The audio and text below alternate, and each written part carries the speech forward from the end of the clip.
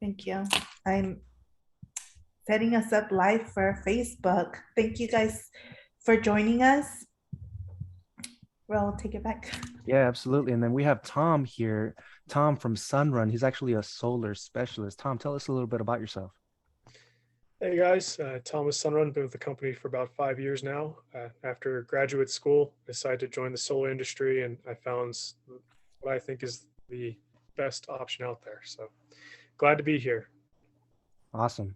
Yeah, I think that's probably one of the most important things to be able to do a really good job, not just a good job for your clients and what you do is, just loving what you do. And it sounds like, Tom, you love what you do. So Do a really good job, not just a good job for your clients and what you do is, just loving what you do. It sounds like, Tom, you love what you do. So do a really good job, not just a good. Exactly. I got an echo. I don't know what happened. I think we're Yeah. good Okay, I cool. sorry, I think the Facebook page I had to close. Oh, okay. Awesome. And then we also have Voltaire, Mr. CEO, owner of Lepe Tendwell Properties. How you doing, Voltaire? Hey, what's up, guys? I'm doing good. Thank you. Just on the road. I just wanted to jump on really quick to just kind of let you know why we're doing this workshop. A client we just sold the house to asked me a really good question. We just handed the keys to them and they asked, hey, what mistakes do homeowners make in their first year? That way we could try to avoid them. I said, that's an excellent answer. And I started question. So I started thinking about it. And one of the things that popped up was solar, right? I've seen some people get into big time trouble doing solar panels the wrong way. So as a homeowner or potential homeowner, you're out there, you got to always ask yourself, if you're doing the right thing, the right move, because as homeowners, we have a bunch of options. We could get an ADT system. We could get a solar panel system. We could refinance. We could sell to buy or trade properties. There's so many options as homeowners. So one of them is solar.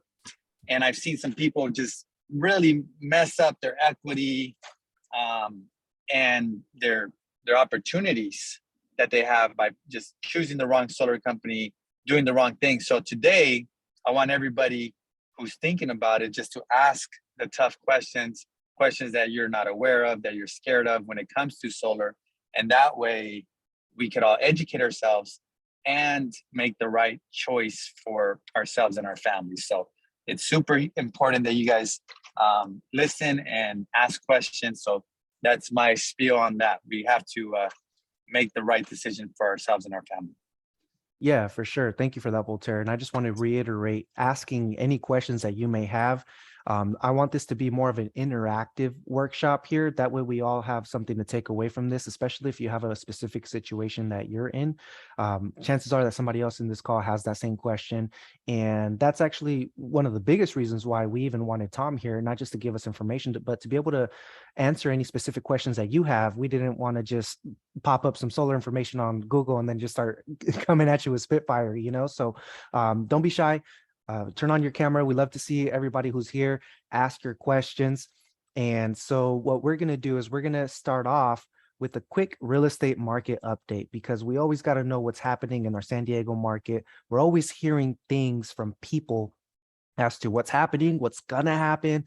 And I hate to say it, but a lot of these opinions and this advice that's coming from non-real estate professionals, and shoot, sometimes even real estate professionals, is fear-based, and it's not necessarily aligning with some facts, So we want to get you some facts so that way you can form your own opinion about what's really happening with the real estate market and which direction we're really headed.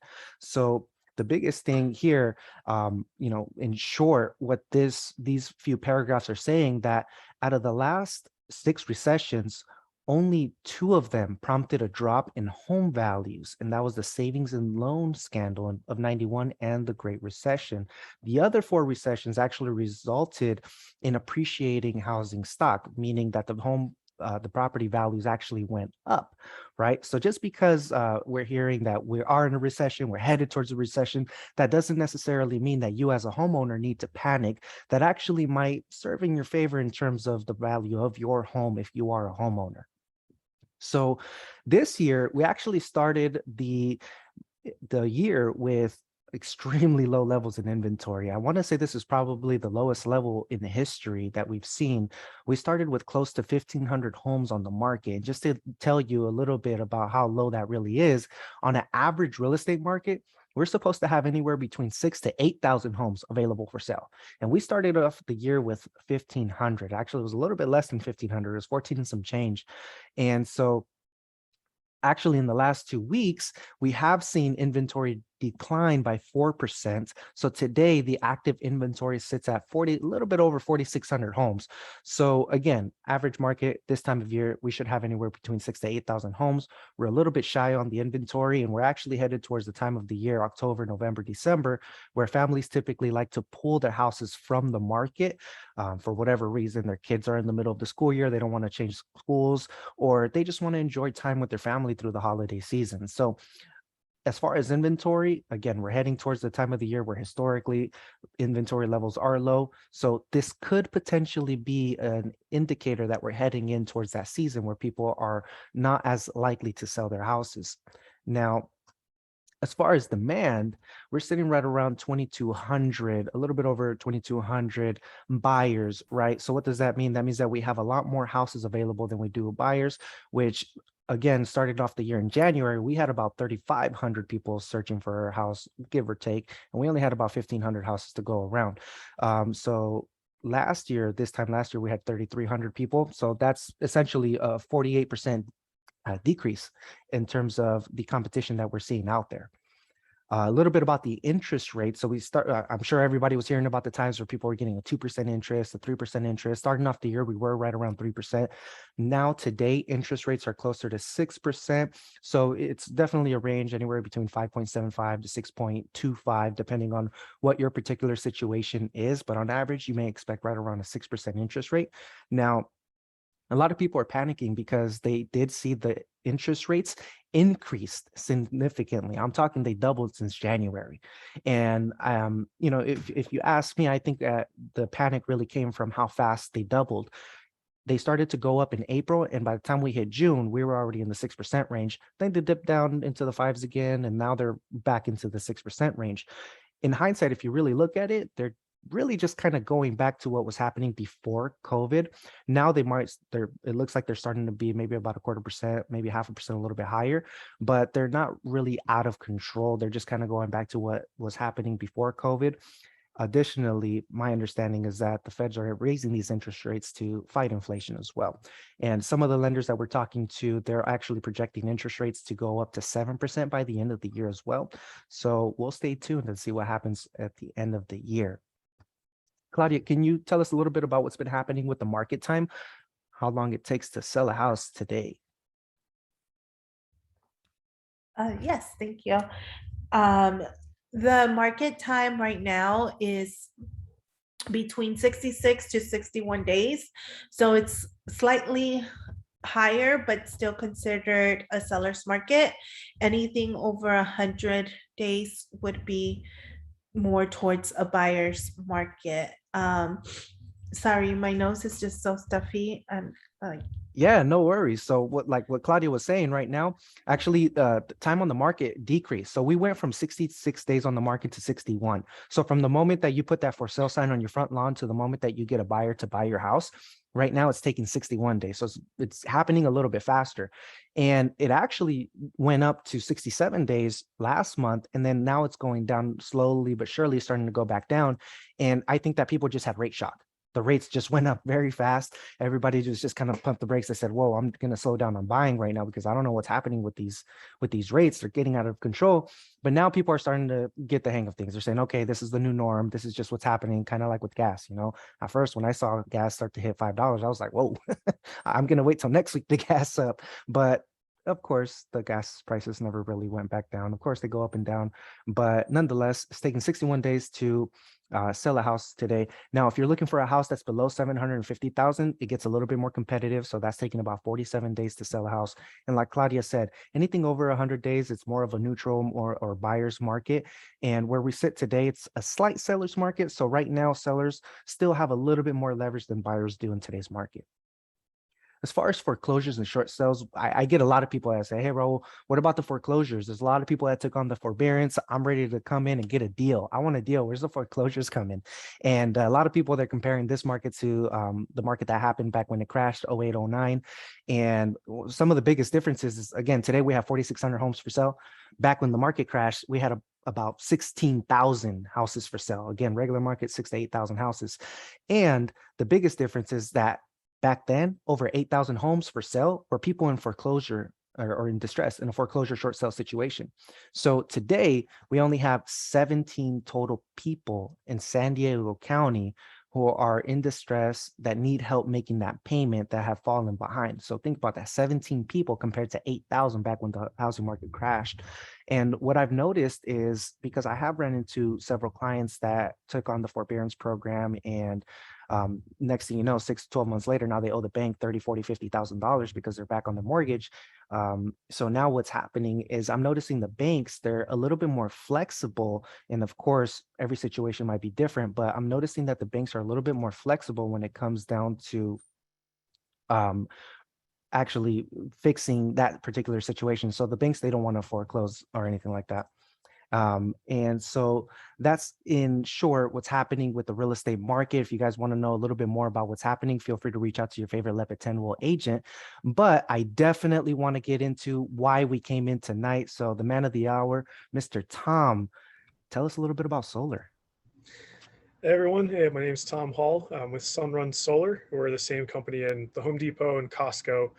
A little bit about myself, background. I finished a dual master's program in 2017. I have an MBA and Master of Sustainability Studies. So solar is something that's important to me because it makes sense for both, everyone, the environment a little bit, of course, and your wallet. Most importantly, it has to make sense there. So it was one of those win-win-win situations. And I want to make good use of everyone's time tonight. What I'd like to do is talk very briefly about the San Diego market. As Raul and Claudia were explaining earlier, there are some unique things here to this market, not just for real estate, but for solar as well. I'll explain very clearly how solar works with SDG&E, clear up any confusion there with the rules, and then dive in a little bit about time of use, our billing structure, and how batteries come into play there. And then I have an example to use as well. I recently installed one of my neighbors in San Diego. Really nice battery system as well, saved them a lot, and just a great example to use so you can see how this all works out. And then of course, leaving plenty of time for questions. I want to hear from you and all of you about what's on your mind, what you've heard, primarily because there is a lot of information out there. Not all of it is very accurate. So San Diego market, for example, it is the most competitive market for solar in the entire United States, even more than Hawaii, because we have the highest utility rates in the entire country. It's not just a California issue, it's a San Diego issue. We actually have higher rates than Hawaii and the islands. So solar can save people the most money in any other market, because we also have great weather as well. So the panels can create a lot of electricity. With that comes the most competitive market. There are over 400 solar installers in the San Diego market, which is way, way more than any other city in the country. So that means there are a lot of very aggressive companies out there trying to make it happen. A little bit about how solar works. So when you go solar, you're still connected to SDG&E. One of the first questions I get is, when can I completely disconnect from the utility company and go off grid? I would love to be able to help homeowners do that. Unfortunately, that's not how it works. There's actually a lot of red tape there. Once you're connected to the grid, you're kind of there. So when you go solar, you're actually offsetting your usage. So you still use a lot of SDG&E electricity, just as your home is right now. So you always have the same consistent level of service. When the sun sets, your lights are not going to dim. You always have that same level of service, no matter what's going on, weather-wise or time of day. So let's say your home uses 10,000 units or kilowatt hours per year. Kilowatt hours is the units that were used to track not only solar, but how your home is being built. So if your home uses 10,000 kilowatt hours a year, you want to make at least 10,000 units or kilowatt hours over the course of a year. And our systems are designed to produce and calculate over the course of a year, because when you go solar, you no longer have a monthly commitment to your utility company as far as a bill goes. Most people either pay off solar completely so they don't have to pay their solar company or the utility company, or they change their monthly utility from SDG&E to a zero down option for solar. So that way you have a consistent and predictable level of utility demand every month. You know, you can budget with precision, if you will. So in order to make solar work, it's a custom fit. It's not like, hey, the average home needs X amount of panels. It is wildly different between home to home, specifically the family in the home. So I have some people that live close to the coast that need about 8 or 9 panels. And I also have clients that have gone as high as 98 panels. And it's all, the home size has a small factor in it, but how you use electricity in the home is the main dictator. So a new family can move into your home and use energy wildly differently and need way more panels than what you do. And actually, let me get some visuals going here, see if I can share my screen. Yeah, no, and that's really good to know, because for the longest, I thought the bigger the house, the more panels you need. Sometimes it's a good rule. Let's see here. Am I presenting? What's going on? Yeah, we can see your screen. Awesome. We see a few tabs. There we go. Great. So as far as how solar works, when you go solar, you're going to produce energy throughout the day when the sun is up. Now, the unique part with SDG&E is we're on something called time of use, meaning the price of your electricity changes throughout the time of day. And that's why when you're driving on the highway and you see save energy from 4 to 9, they're really saying is we're charging you an arm and a leg during that time. So it's best for you to not use it. But as anyone can guess, 4 to 9, that's when we need electricity the most. Life happens then, homework, school, dinner, everything. So no one wants to shut down their home during that time. And they're doing this for a very specific reason. Solar's been popular in California, specifically San Diego, for over a decade and a half now. So they're trying to find a way to still squeeze as much as they can out of you if you went solar in the past. So how that works is in the middle of the day when the sun is shining, your rate is called the off-peak pricing. So it's, for sake of argument, about 33 cents per unit, and that's what you're generating. So every kilowatt hour you make during that time, it's worth 33 cents. The issue is from 4 to 9, the sun sets, you make very little to no solar energy depending on the time of year, and they raise the rate super high to 55 cents. So there's an imbalance. You're making energy at one rate, and then you're using it at another. So people that have gone solar in the past that designed their system before time of use are now starting to owe the utility company a few hundred to a few $1,000s at the end of the year because of the way we've been billed. They're not using more electricity. It's just the rules changed, not in their favor. So for my personal book of business in California, 85 to 90% of my homes, I attach a battery in addition to their solar. It's newer technology. It's been on the market for about 4 years now. We're one of the first companies to bring it. We piloted it in Hawaii. But batteries do 2 main jobs, one of which is that it'll give you emergency energy, which I know, thankfully, power does not fail super often in most parts of California and San Diego. But depending on where you live in San Diego, that can be a big concern, especially starting this time of year. So with solar by itself, without a battery, even if the sun's shining in the middle of the day and the power goes down with a blackout or a planned brownout, you will lose power to the home as well. And we do that for safety reasons. If there was a downed wire and the utility needs to shut that wire down for first responders to take care of it safely, it would still be active and have power to it if homes are providing electricity via their solar. So your system shuts down for safety when the power goes out. The battery will kick in. If you have a battery for your system, it'll power the home. So it's going to connect right to your breakers and power different parts of your home. And there's different batteries for different goals. And I can answer questions about different types of batteries later for sure. But the power, like I said, doesn't go out every day, doesn't go out all the time. So when the business as usual is going on, if you will, from 4 to 9 p.m. when the sun sets and you can no longer make solar, the battery will hold on to that charged energy and then send it back to the utility, just like your solar panels do. But after the sun sets and the rate goes super high. So if the utility company keeps wanting to adjust the rate, raise the rate crazy high after the sun sets, trying to put the squeeze on solar clients in one way or another, the battery's there to future-proof your home, protect you from future changes with their pricing and structure, and also offer that resiliency through blackouts. And like I said, it makes sense for most of my clients in Southern California. So I hope that sheds some light on the rules, why people go solar with SD or how it works with them. Your only monthly obligation to SD is called your minimum connectivity fee. And that simply means if you unplugged everything in your house right now, you'd still pay them anywhere from $11 to $26 per month. And that's based off of where you live and some other factors as well. And you'll know exactly what your monthly minimum is. So in most cases, that's the bare minimum anyone has to pay, either on a monthly or annual basis for SD. So you can choose to pay that monthly minimum per month, or just set it up at the end of the year, what's called your true up bill. So when you go solar, you have that one-time annual bill because you don't have a monthly commitment. And that's when they tally up everything and say, okay, Mr. or Mrs. Homeowner, your home used 10,000 units. Your system made 11,000 units. So you now have a little bit of credit with us, or you can have a very, very small check cut for the difference. I don't recommend going with the check. They pay you the wholesale rate. So if you produce extra electricity at the end of the year, they will only honor it about 2.1 to 2.2 cents per unit, whereas they're charging you 55 cents for that same unit. So I recommend going with credit, kind of like our old cell phone minutes, where you roll it over to next year so you have more to use in the future.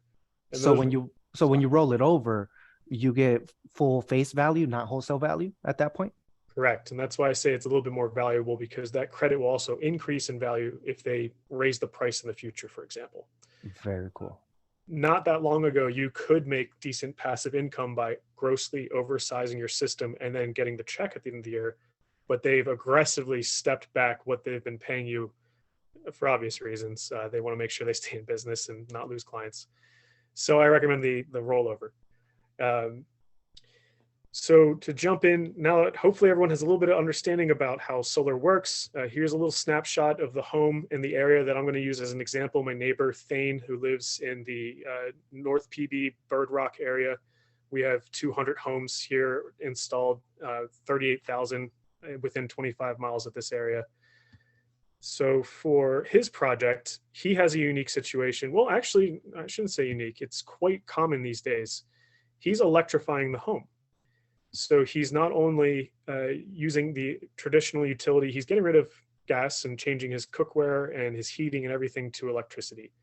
And hopefully you can see here in the picture, he also does have a pool, so that's a little bit higher demand. And they also have a small electric car as well, and one they want to plan for in the future. So for his system, we designed a 27 panel design, and that was going to give him the 13,500 units that he needs a year. And he also has a battery. So he has one of our LG products. We also offer a Tesla product. I tend to lean towards the LG just because it's about the same performance level, but half the price. And it's just worth it in my opinion. The Tesla product offers different functionality, and I can get into that later with more specific questions for anyone that's interested in a Tesla product. But his system we designed to meet not only his current goals, but give him just a little bit of buffer. He has young children as well. So as they grow up, homework, more gadgets, everything's going to be coming into play. So they want to prepare for that future so they don't have to revisit this project. We also prepared for his electric car. It's one of the biggest variables you can have with your home. I have had a number of clients that their electric vehicle, their Tesla, will command more annual electricity than their home commands, or about the same. So some homeowners have more than doubled their annual usage by adding an electric car. And the dealership doesn't always do a great job of giving you a heads up on that or preparing you for how it will dramatically impact your utility usage. So it's really easy to calculate. We go based off of how far you're going to drive, what kind of commute you're going to have, charge stations that are available to you. And that way I can tell you exactly how many panels you're going to need to offset this new awesome electric car you just invested in. It'd be great to save on gas, but if you're not preparing for it for your utility bill, you don't want to pay for that either. So we prepared everything for Thane. His family is now set up with a system that's going to serve them very well for 25 plus years. They own their system. There are two different ways you can go solar. You can lease it or own it. I'm more of a believer in ownership personally. They went with a 20-year loan at 1.49%, which sounds pretty darn amazing because it is. Unfortunately, those interest rates changed very recently, but we still have some great options as well. But what they're able to do is their bill in the summer was already over 400 something dollars per month, and their bill on the off season was still in the high twos, low threes because they've electrified the home, they have the pool, they have the electric car. And we took their bill and we're able to make it $184 a month, and that's coming with a battery. So they're able to save a tremendous amount of money from month one. Most of the country and most markets outside of California, solar is almost an exchange where you save a few dollars the first year, but the savings comes later. That's why solar is so that's why there's so many solar companies in San Diego, is because of the savings is just the most tremendous, and it makes more sense for more people here. So he was able to go from an average bill of 350 or 380. I apologize, I don't remember the exact number, to 184 a month, and he's going to be able to pay the system off eventually, where he doesn't have to pay his solar company or the utility company. He has an investment that's now working for him. Unlike a lease product, that's a 25-year contract, so you'll always have that, and it makes sense for a number of different situations, but we can get into that later. His system came with our LG product. It's a battery that's going to back up 8 different breakers to the home in case there's an outage. So if the power does fail, you can have most of the home backed up. The only thing I wouldn't recommend connecting it to would be an air conditioning unit or an electric car, something with a 220 draw. We just stick to 110. So anything you can plug into a regular outlet, that's what we shoot for. So that includes refrigerators and freezers. Their system, although they're owning it, comes with a lot of coverage outside of manufacturer warranties. Their panels have 25 years in the manufacturer, but that only goes so far. Anyone can offer a manufacturer warranty, but if you don't have the experts behind it to address and then fix the system once you have the part paid for, you may end up doing damage to the system. So that's why our guys are able to come out, address your system if it ever does need to be fixed. And their roof is covered for 25 years as well. So when we anchor the panels to the roof, we're attaching it to the structural foundation, the trusses, if you will. And there comes a penetration warranty with that. We want to make sure that it's not going to cause any leaks for 25 years. If it does, we come out, fix the leak itself and any damage it caused as well. So we're very incentivized to make sure this never happens. But 25 years is a lot of coverage. Most roofers don't even offer their work for 10 years. Workmanship is going to be there for 10 years. So even if a technician needs to visit your system, you have all the labor covered. And worst case scenario, if you have a technician visit you at year 12 or beyond or whatever it may be, we're talking tens of dollars for their hourly fee. They're one technician out there, not hundreds or thousands in labor or anything like that. And one of the best offerings we have is monitoring. So this was something that was exclusive with leases in the past. Well, now we offer it through our cash products as well. Monitoring means that we're going to get information on your system every 15 minutes about how it's performing. So if anything happens, we're alerted right away. Let's say you went on vacation and you're not watching your system and seeing it's producing the way it should, and it fails for some unknown reason. Then you start racking up utility credits and you have a big bill to pay for at the end of the year. It's only happened to one of my clients in my 5-year history. They had something fail. We came out, fixed it immediately. It was a faulty product from a recent install. We compensated him for not only the product, but the credits that he racked up as well through the utility. So he's a very happy client, even though he had a less than favorable outcome from the start of his system. So when we watch that's your awesome. And I have a question for you, Tom. I know you mentioned that there are several solar companies out there. I think that Sunrun is probably one of the companies that has been around for the longest. Is that right? Correct. We've been around for over 20 years. We were REC Solar originally, and then when we did residential exclusive, we became Sunrun Solar. And we formed a partnership with Costco 17 years ago. We've been their exclusive solar provider for the last 17 years. And I know I'm here more for education, but that's exactly, one of the major reasons why I'm with this company. I didn't start with Sunrun right away. I was with smaller companies because they were interested more in my master's programs and convincing me to climb the ladder quickly. But I wanted to be with a company that's going to be around in the future, to honor all of their promises, someone that's going to be able to provide the service they say they will in the future, because I wanted to work very hard for my clients, but I wanted my clients to have their promises, and I wanted to have a job in the future too. So when Yeah, you're for with sure. Costco, it's hard to do a bad job because, well, they kick you out. So we've maintained that relationship for 17 years now. Yeah, no, that's awesome. And the reason why I wanted to bring that up is because you're talking some pretty long warranties and monitoring. I mean, we're talking 25 years. And and usually people I've noticed tend to gravitate to what's cheapest. And sometimes what's cheapest is not best. And I don't know what your pricing looks like, but what sounds like it would be important to a homeowner is making sure that you're going with a reputable company. One thing that we do as realtors is we don't just pair you up with the cheapest home inspector, the cheapest termite inspector, because you get what you pay for, right? Now, when something does go wrong, if something does go wrong, you want to make sure that company's still around. So that's one thing that I would say to look out for whatever solar company you're looking at is make sure that they have a good track record, that they've been around, and that they're showing signs that they will be around for years to come as well.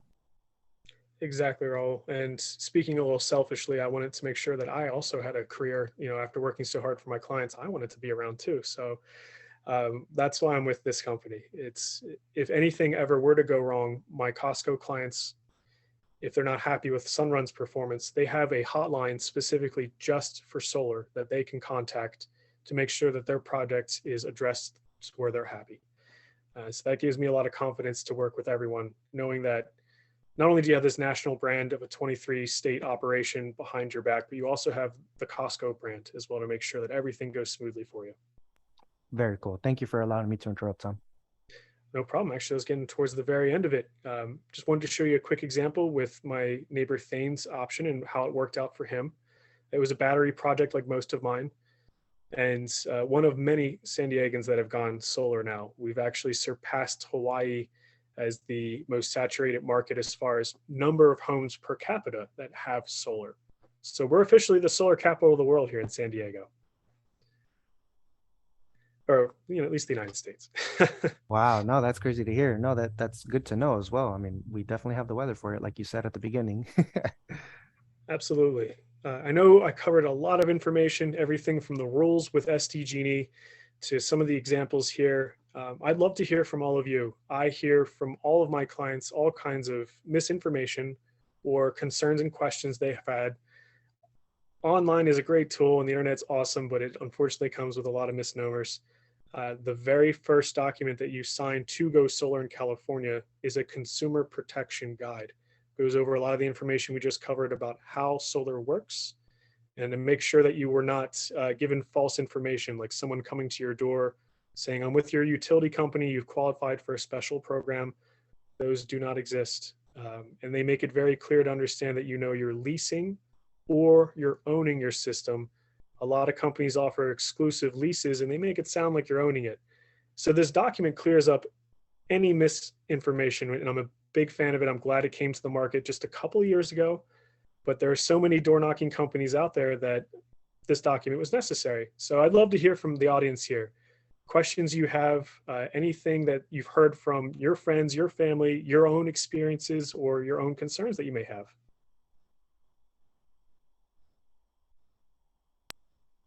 Yeah, and as I started earlier in this call, don't be shy. So whatever questions you guys have, this is your time to answer or to ask it. No question is a bad question. We're here to answer everything, and chances are that the question you have, somebody else has it as well. I have a couple of them. Oh, we have some on the chat, so let's address those. Okay. Yeah, I see the payment here. No, not through Sunrun. There is a program out there where you can attach it to your mortgage. I never recommend it for my clients. It puts a lien on the property. None of Sunrun's products put a lien on the property. You either finance the project itself, or you enter into a lease agreement, or you pay cash. That's the best way to do it. But no, Sunrun's properties will not be connected to your house or your mortgage. What's the average price for solar, or what should a home be expected to be? That's one of the unique things about solar. It is such a tailored product that it's hard to get into averages, because I've had an individual person live in one just by themselves and use $45,000 worth of solar for just one person, and I've had families of 6 use $12,000 worth of solar for their needs. So it's really all over the place. I know I went over a lot of the educational stuff for this part of the meeting. how I usually run my meetings after this is diving into one-on-one conversations with the homeowner specifically to go over your goals, what you're trying to accomplish, where you're currently at. So that way we can figure out exactly what you need so you don't overinvest, or more importantly, underinvest and then pay SDG at the end of the year. For sure. No, and that makes a lot of sense. And one thing that I've heard based on speaking with a lot of homeowners who did purchase solar, I'm usually hearing a range of anywhere between, and I know of course it changes, but anywhere between 22 to 30, low 32, 33,000, anywhere in that range is what I'm seeing is kind of most common. Would you agree with that, Tim? I'd say that's a good ballpark for an average. But again, there are other factors in there. Most companies do not offer battery products, for example, and that can change the price a little bit. But it sets you up for much better future success and future proofing your home from any goofy changes down the road from SDG and their pricing structure. So I do see a question here from Jeanette, and that is an excellent question. I get this a lot. In San Diego in particular, I gravitate towards ownership myself. I think it's the better product, but it all comes down to your goals. I'd never recommend ownership for my military families, for example, that are going to be in the home for just 4 years before they're either stationed somewhere else and leave the home or sell it to someone else or rent it out. Why make a big investment in solar if you're not going to be around to see the beneficial part of the investment cycle? So if you have a 6-year payback period, but you move at year 4, it might not make sense for you to own your equipment. With leasing, it's a zero down option where you get a better bill than what you're paying with the utility. You lock in your rate, so you know exactly what it's going to be, and it avoids escalation. And you don't have to go into debt to do so. The difference there is the lease is a 25-year contract, whereas a loan you can pay off and you'll eventually stop paying or work towards stop paying. So let's say you come into money a few years from now. With a lease, you're just going to pay that off. With with a lease, you're just going to stay with that 25-year contract. With a loan, you could just pay it off, so you don't have to pay anyone. So that's when I really dive into what's your future going to look like? What are your goals with solar? I have plenty of homeowners that are living in their home long term, but just really like the idea of a zero down debt-free option. So that's where I come in as the professional and try to guide you to your right option through just asking some simple questions, getting more information about you to figure out what's the best product we could possibly offer you for your goals. And Jeanette, if you have any more questions, I'd love to help you out there as well. Yeah, Tom, if you want to throw your information in the chat, that way people know how to get a hold of you, that'd be great. And my interpretation of that essentially is leasing is more of like if you're really going to plan to stay short term in the house, and purchasing is if you're going to plan to stay in the house for a lot longer. And I think you mentioned a specific phrase or word. It was the payback period is what you meant. That's Correct. Typically when you start to see a return in your investment. Is that correct? Absolutely. Some of my clients that have the best payback periods are the ones that can afford a cash system. Oftentimes they're seeing paybacks within 5 years, depending on the system size. The larger the system, the quicker the payback. And Cool. Yeah, and that way, if you went with cash, it only took 5 years to see that return on something that you're always going to be paying for. So electricity is not going anywhere anytime soon. Why stick with the worst option in the entire United States if you're going to still live here? Cool. Yeah, no, that sounds good. So the next question we have is from Jesus. I have a 4-bed, 2-bath, no air conditioning. We are looking to add an ADU, 2-bed, 1-bath in the backyard. How many solar panels do you recommend, and will it cover the ADU, or does it need its own panels? I'll address the ADU first. If you connect the power source to the existing home, meaning the same meter, same service, we would just design the system on the main home to also compensate for the ADU. If the ADU has its own meter, we would design a system on the ADU itself, because the system needs to be attached to whatever meter it's connected to. So that's why we do rooftop solar primarily. Or some people say like, oh, I have a detached garage. If the meter's on the garage, perfect. But if the meter's on the main home, we can't really build on the detached garage in most cases. As far as the amount you need, that's where we would need to dive into your actual SDG&E data, your bill. So your monthly statement, if you're like me, you just pay it and move on. It's very boring stuff. If it wasn't my job, I wouldn't look at it either. But on page 1 of your bill, you have a breakdown. If you have gas service, you have a gas one at the top. And then there's an orange graph below that that shows your electrical usage per month and I'm able to interpret how much you're using on an annual basis and build your system there. And then, of course, have the conversation on your future goals to account for all that as well. Electric cars being a big one there. So I've had 4-bed, 2-baths that need 18 panels, and I've had 4-bed, 2-baths that need 60 something panels. And that really comes down to how the home is using electricity. So that's where we dive into your specific data to figure out what you need and not just give you a ballpark guess. I like to speak with precision. And if with solar and being such an investment, I want to make sure we're using precise numbers and precision. Yeah, absolutely. That makes sense. Cool. That makes a lot of sense there. So the next question we have is, what if you are leasing and you decide to buy? Excellent question. So traditionally, we have given our clients a 5-year buyout option, meaning you have the system on your home and then it's appraised by a third party, and then you can buy the system based off of 5 years of degradation. However, that was something I leaned into more earlier in my career, and I found it's if you're interested in buying, I highly suggest owning the system from the start. It is possible to own it from a lease agreement, but it's not always the cost-effective route. So it is possible. However, if you're interested in ownership, I would just focus on ownership from the start. Yeah, and that makes a lot of sense. I actually had a client who purchased the house, who the person that sold it to them was leasing, and they wanted to just buy it out in the middle of escrow.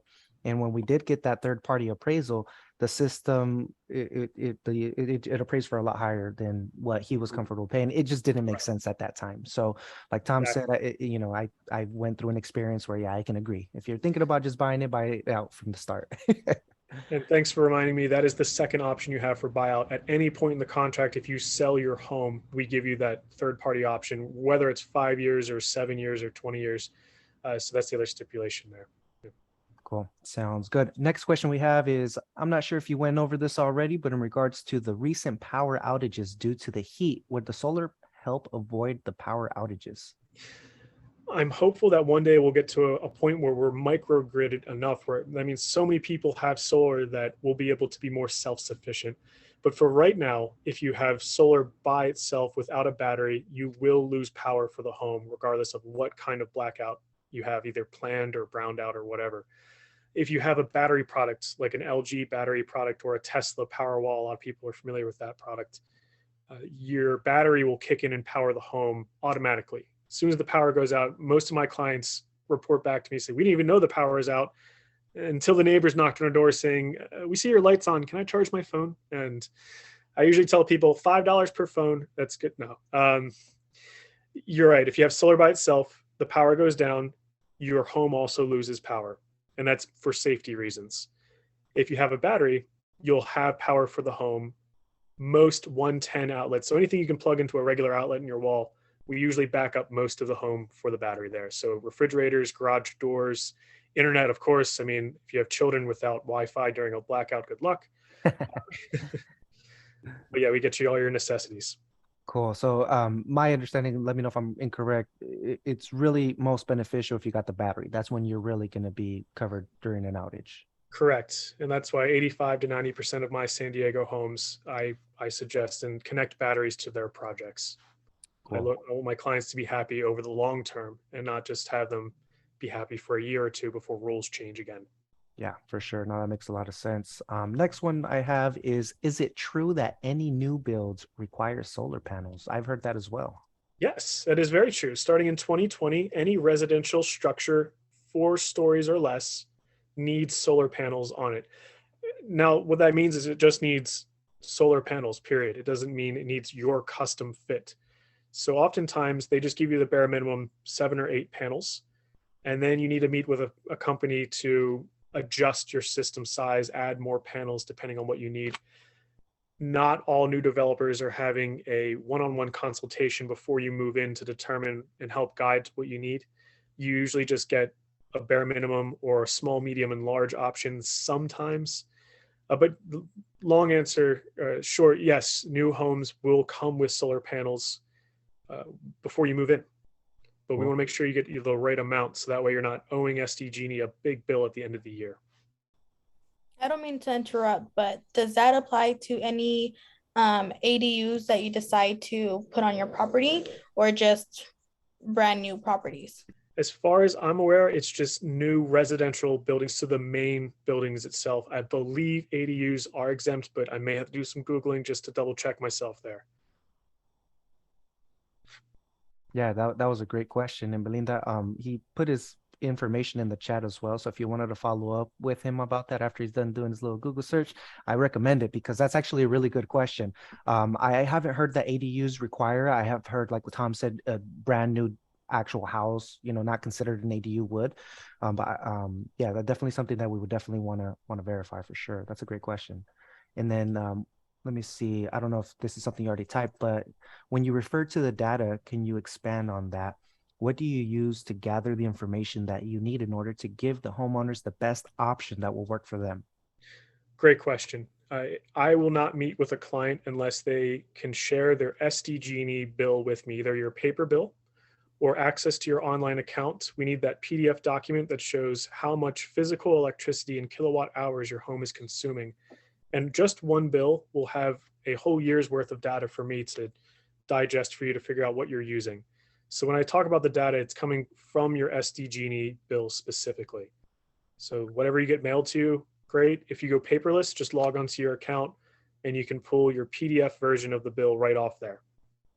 Cool. So all you need is my SDG&E bill and you can personalize a plan for me. Yep, just one bill. Oftentimes I have clients that are real go-getters and they print 12 months worth of bills for me.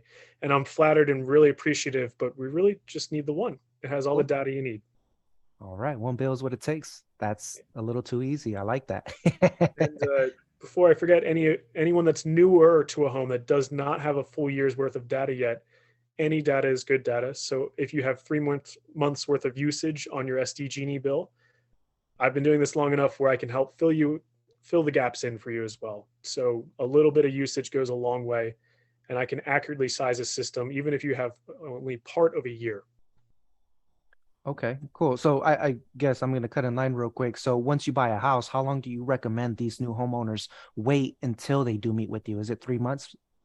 I usually say at least 1 month. I want to see how the home performs after you've moved in, lived in it fully, not a transitional month, but a full month. I have sold a number of systems where they've only been in the home for a few weeks. It's not impossible to go solar if you're very new to the home. But those are situations where I can really nerd out and I can do my thing when it comes to calculations and provide them a system. And oftentimes in those situations, the homeowner's so new, they know that there's only so much roof space as well. So I can say, hey, even if we wait for 3 months worth of data, we can only fit 12 panels on your roof. Let's just get you the 12 panels because we know you're going to use every bit of those 12 panels. Cool. Yeah, no, that makes sense. Thank you. The next one we have is, if we buy a home that has the Sunrun, who do we contact to see what system has transferred to the new owner? Interesting. So if you move into a home with a Sunrun product, if it's a power purchase agreement, the agreement comes with a transfer guarantee. So the seller is guaranteed to have the bill or the agreement transfer over to the buyer. And we have a concierge team that takes care of that process for you as well. So you don't have to jump through any hoops. If you have a system that's been purchased, so someone that paid cash for the system and it's now paid off and it's owned, you still have the original agreements to Sunrun. I can share our customer service number if you'd like, but really just contacting Sunrun in one way or another and sharing the address of the home is really all you need to do to get in touch with someone. So that way I can get you your Sunrun app to make sure that you have access to the data on the system so you can view how the system's performing. Cool. Yeah, I mean, if you have it handy, yeah, throw it in the chat. I don't think it'll hurt. Cool. Thank you for answering that question. Next one is the battery an additional cost? Yes, it is. Like all things in life, the good things aren't free, unfortunately. There we go. But yes, the battery does come at an additional cost. It's not always as expensive as people think it is. I think batteries tend to get a bad name as far as expenses go because the Tesla Powerwall is the most well-known. But that is a $16,000 product right now, which sounds a little intimidating. But we have an LG battery that's about half that price. And on top of that, we also have a 30% federal level discount tax credit So the total project cost, you can have 30% of that offset with a tax credit if you own the system. If you lease the system, that tax credit price is already baked into your monthly price, so you don't have to worry about it. And California itself has what's called an SGIP program. It's usually for industrial applications to try and incentivize them to do different things in different ways. But there's a really tiny part of it that covers residential batteries. And they've had anywhere from a couple thousand to 5,000 or so dollars additional when it's available. Now, the reason I hesitate to bring it up is the SGIP has been in and out of availability for the last 4 or 5 years, where it's been around and then it goes away and it comes back. Last time I checked, it's still there. So we also have some potential offset from the state, but just fingers crossed that it just keeps available most of the time. Yeah, for sure. Cool. No, that was a great question. And the last one that we got here is, how long do the panels last or keep producing energy efficiently? That's a great question. Keyword there being efficiently. That's a good Yeah. question. It'll be 25 years with our current product. They'll produce about 85% of their original production come year 25. They'll produce electricity for decades after, but there is a degradation rate, meaning each year it goes down a fraction of a percentage year over year. And it's not that aggressive for the first 5 years. There's actually very little difference for the first handful of years. But after that 5-year mark or so, it's less than 1% year over year. And there are some panels that, you know, the experimental ones we used back in the 60s and 70s, they still work today. They just produce very little because they weren't that efficient from the start. But the technology is extremely durable. It's passive technology. There's no software updates, no moving parts.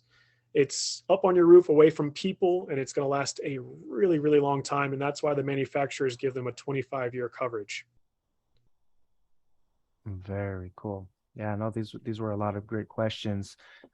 Thank you everybody for asking all of these amazing questions. I know I learned a thing or two, and you guys asked some things that I didn't even think about. Yeah, I'm glad the crowd was not shy and asked away. Yeah. Those were really good questions. I actually have one, if I may. My friend had texted me this about 2 weeks ago.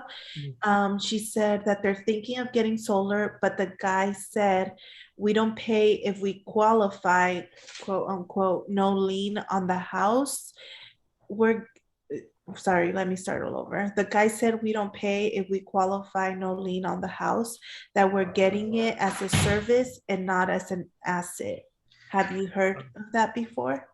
Yes. In fact, that's what most small companies advertise and push. They make you think it's this free product. And what they're talking about are power purchase agreements or lease agreements. Since the homeowner, are not taking out a loan, they use some crafty wordsmithing to say it's free, or the installation's free, or if you qualify. Make no mistake, it is a 25-year agreement. You will pay for it, and it's something that does come with a binding contract. That verbiage that you used from your friend is power purchase agreements, which come primarily from any small companies that go door to door, 1099 companies. They almost exclusively sell power purchase agreements. My company offers ownership and lease products, and I tend to guide most of my homeowners towards ownership when possible. Okay, thank you for that. Another new question was, do you have to clean them? What is the maintenance on solar? In other parts of the country, it's a little bit more of a concern. Thankfully, in San Diego, we're blessed with the best weather ever, and we barely have any weather. And the little bit of rain we do get a year is usually enough to maintain the system, or keep them clean. At the home I lived at for the last 5 years, they installed solar, and during lockdown, we were looking for new things to try. And we cleaned the panels. We picked a Tuesday and a Wednesday where it was the same weather both days, so we could see what kind of impact it did. We were so proud of ourselves. You could see the dirt on the rag that we wiped up and everything. It made no impact to how the system performed. And if you're really concerned about it and you're able to hit it with a hose from the ground, I'd recommend doing that if it hasn't rained in a long time. But usually Mother Nature does the heavy lifting. They keep them clean enough where you shouldn't have to worry about maintenance. It'd be very unusual if you had to maintain your system or clean them, you should be good to go for the most part. Yeah. And I've only had one client telling me that they had to perform some maintenance. It was a client who purchased near a mountain in Lake Elsinore, actually, and they had a pigeon problem. So there was a bunch of pigeons going underneath, creating their nests and whatnot. So if you notice that you're by a mountain and, there's a lot of pigeons around, you wake up every morning to a bunch of feathers on your front lawn, you may want to consider, and correct me if I'm wrong, Tom, some sort of netting, right? To prevent them from going in. Thankfully it's very affordable. It's called a critter guard, and it's simply just a wire mesh that well, back up a sec. When you install your panels on the roof, the panels are attached to the roof, and there's a small gap about yay big for ventilation. So what that does is it keeps the panels cooler. Electronic equipment like to keep cool, not super hot. But that little gap sometimes is inviting for critters to nest under it. So we put up a wire guard around the perimeter to make sure that nothing can get under the panels. And how much would it cost to, on average, just a ballpark figure, to put that wire guard? I'd say $1,500 is generous for that Very job. generous. And the reason why I agree with you in saying generous is that this particular client was getting quotes for $5,000 to clean the bottom of or in between the roof and the solar panels. And she got several quotes of $5,000. She eventually found somebody to do it for $2,500, but I guess out there they're charging a lot more. So, I mean, I'll spend $1,500 for the netting all day. Wow. Yeah, that's a new high for me. I've never heard of anything that bad. Yeah. Hopefully we can find some reputable companies out there to do a quick job. It's not very hard work. Thankfully, it's not very intensive either. For sure. And we're nearing the end of the hour here, so we'll knock out the rest of the questions here. So I may have missed it, but other than leasing and paying cash, there's no program to help purchase, correct? And if I'm not mistaken, I think you offer a 20-year loan program to purchase? Correct. We have a 10 and a 20-year, although the APR and the interest rate is usually the same or similar at this point, although they've been changing aggressively recently because, well, the market's changing. Sure. So we do have different options. And if you have a financial institution or lender that you'd like to use, I am agnostic when it comes to lenders. So I will work with your bank if needed. We can go with a cash product through Costco or Sunrun and get you the best fit for a monthly option. I do see a couple of questions coming up here. Solar panels recommending air conditioning. No, to clarify the air conditioning question, solar is great for air conditioning. It offsets that high demand because air conditioning uses a lot of juice.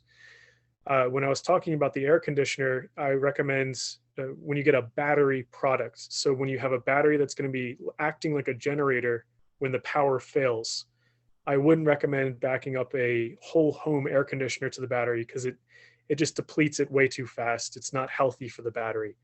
So if you have a wall unit, those are fine for emergencies. But again, this is only for when there's blackouts, when the power fails and your home is being powered by a battery. That's when I would avoid having it backed up.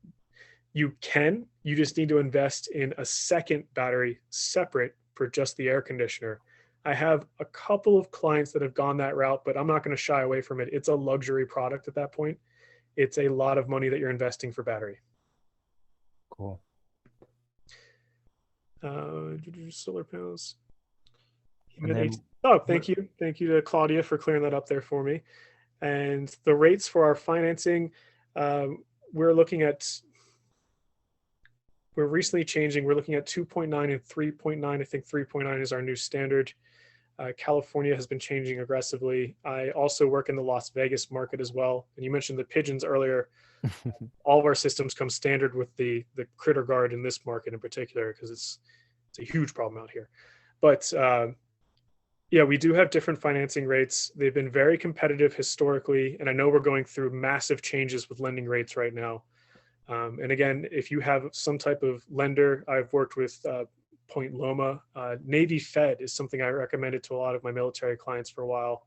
They offer great rates as well. Solar is a very safe asset for lenders and insurance companies and everyone in between, because they know you're going to be paying your electric bill. So it's easy to get approved usually. Nice. Very cool. Well, Tom, thank you so much for your time tonight. I really appreciate all the education you laid on us tonight, and more importantly, the time that you spent with us and the audience just answering all of these questions. I know we kind of put you on the hot seat, but you did a great job, man. I really appreciate you and your time and all of your knowledge that you had to bring to the table today. I know I personally appreciate it, and I think I'm speaking for everybody else when we're thankful you're here today.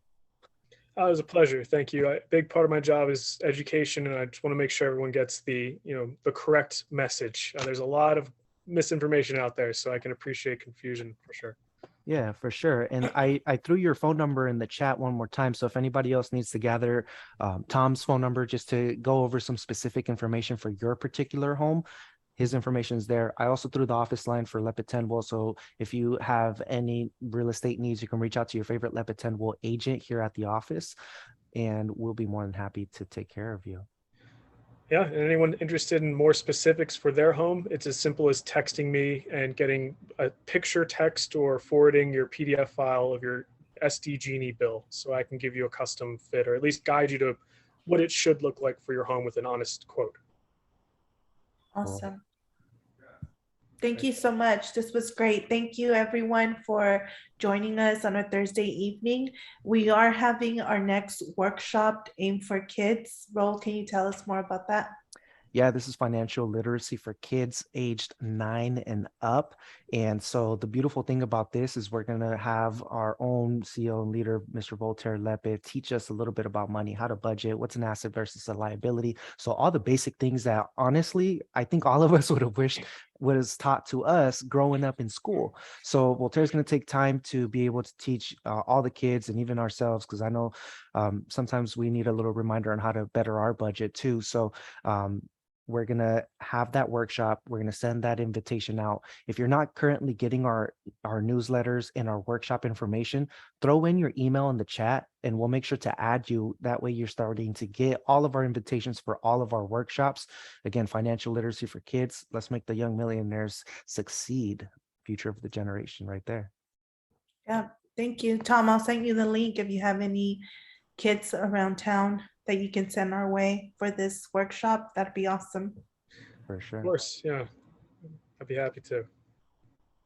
Cool. Okay, thank you guys. That wraps up our night. Thank you for joining. Tom, have a great evening. Everyone else, enjoy your dinner or your evening. Thank you for joining us tonight.